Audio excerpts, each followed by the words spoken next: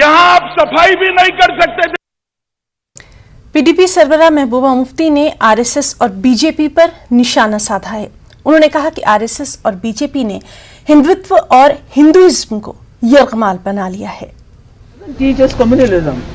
It's about RSS, Jansangh and BJP जो यहाँ जो पूरे मुल्क के अंदर लोगों को लड़ाना चाहते हैं कम्युनलिज्म के नाम पे. So they have hijack Hindutva, they have hijack Hinduism in the name of their parties. They feel कि Hinduism and Hindutva is BJP and RSS. ऐसा नहीं है. वो कहते हैं कि वासुदेवा कुटुंबकम, यानी कि पूरा दुनिया जो है, पूरा वर्ल्ड जो है वो एक फैमिली है. और हिंदू धर्म जो सनातन धर्म है दैट टीचेस अस दैट.